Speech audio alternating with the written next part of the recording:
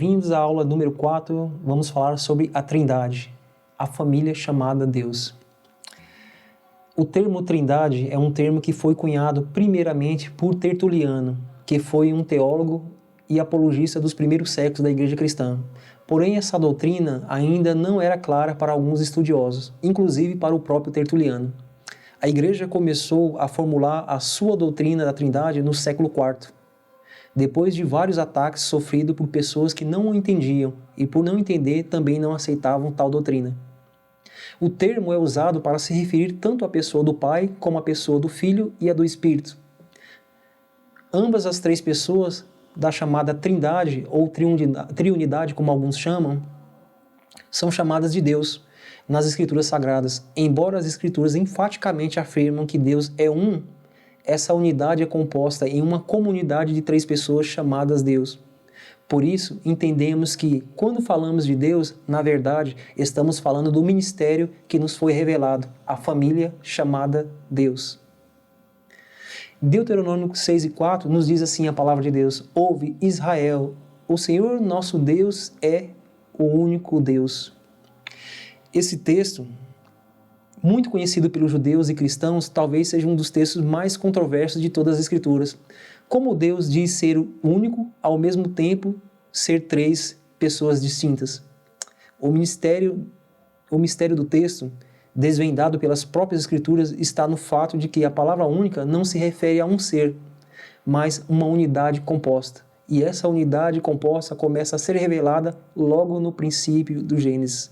É muito importante entendermos isso. Quando a palavra de Deus diz que o Senhor é único, não está dizendo que Ele é uma única pessoa, mas Ele está dizendo que é uma unidade. Observamos o que diz lá em Gênesis, capítulo 1, versículo 26. Então disse Deus: façamos o homem à nossa imagem, conforme a nossa semelhança. O texto nos mostra de uma forma muito especial como no ato da criação, não somente do homem, mas de tudo que foi criado, o ato de decidir criar partiu de uma unidade composta de pessoas.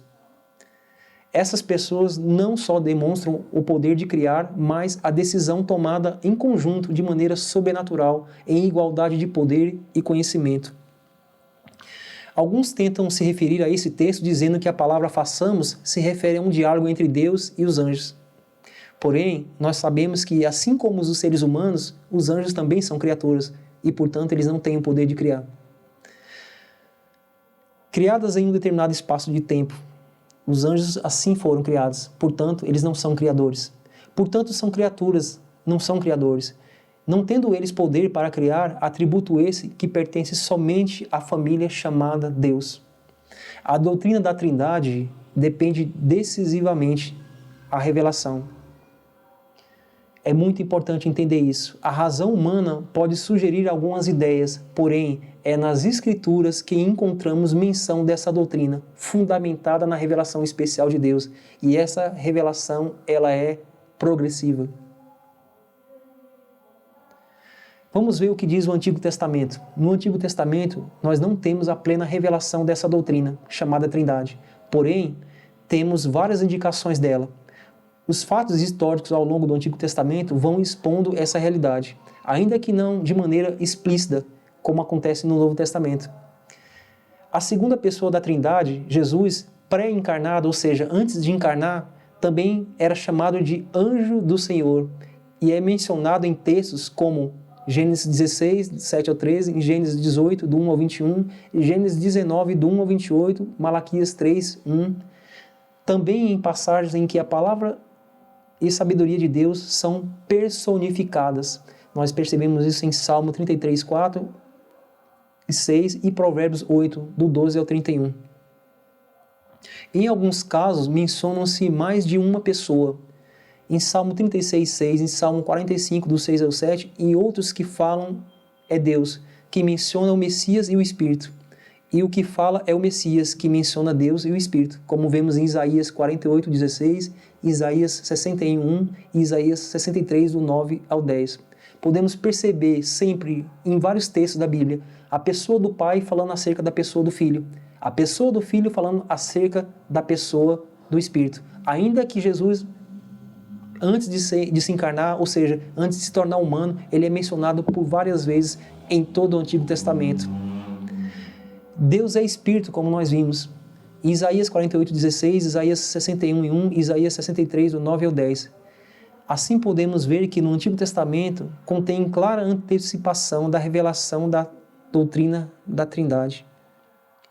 No Novo Testamento também nós vemos vários textos que mencionam, que falam da doutrina da Trindade ou Triunidade.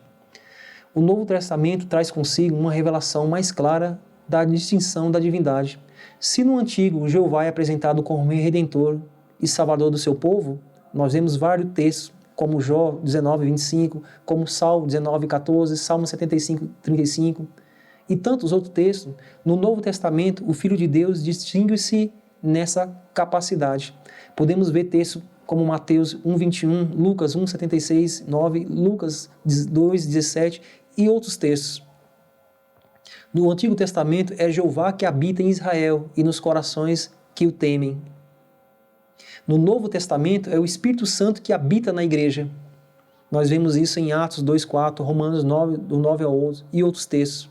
O Novo Testamento oferece clara revelação de Deus enviando o seu Filho ao mundo. Percebemos isso em João 3:16, Gálatas 4:4, Hebreus 1:6 e demais textos. Em João 4:19, nós podemos ver o Pai e o Filho enviando o Espírito. O Filho comunica-se com o Pai e o Espírito Santo orando a Deus nos corações dos crentes, como vemos em Romanos 8:26. Assim, as pessoas da Trindade separadas são expostas com clareza às nossas mentes, em vários textos, tanto do Antigo como do Novo Testamento. No batismo do Filho, o Pai fala, ouvindo-se do céu a sua voz, e o Espírito Santo desce na forma de pomba. Nós percebemos isso em Mateus 3:16 e 17. Ali também está uma clara evidência da Trindade, ou seja, das três pessoas chamadas Deus. Os céus, uma pomba, como uma pomba, o Espírito Santo desce sobre a pessoa do Filho, e do alto céu se ouve a voz do Pai, eis o meu Filho amado, as três pessoas ali juntas. Na grande comissão, Jesus menciona as três pessoas, quando ele diz, batizando-as em nome do Pai, do Filho e do Espírito Santo. Mateus 28:19 também são mencionadas juntamente. Em 1 Coríntios 12, 4, 6, 2 Coríntios 13, 13 e em 1 Pedro 1, 2, também vemos as três pessoas da chamada Triunidade, o Pai, o Filho e o Espírito, sendo mencionadas juntamente. A doutrina da Trindade ou Triunidade é revelada de forma progressiva e especial em toda a Escritura e é uma das mais apaixonantes de toda a fé cristã. É importante entendermos isso, querido. Como agora há pouco nos falamos, embora a palavra de Deus nos diga e nos ensina claramente que Deus é um. Ouve Israel, o Senhor Deus é único. No entanto, essa unidade é uma unidade composta de três pessoas distintas, o Pai, o Filho e o Espírito Santo. Ambas as três pessoas são chamadas de Deus. Ambas as três pessoas são onipotente, onipresente, onisciente. Ambas as três pessoas estavam presentes na criação do mundo. Ambas as três pessoas estavam presentes quando o homem caiu. Ambas as três pessoas estavam presentes quando decidiram, na plenitude dos tempos, enviar a Jesus Cristo, o Deus Filho que tomou forma humana, se tornou carne e veio habitar conosco. Hoje nós vivemos no chamado Ministério do Espírito. O Deus Espírito que conduz a igreja, o Deus Espírito que orienta a igreja, o Deus Espírito que ensina a igreja. Mas sabemos que esse Deus, ele é uma família. Amém? Que Deus possa abençoar os irmãos em nome de Jesus e assim encerramos o nosso curso de Teologia Básica Sistemática.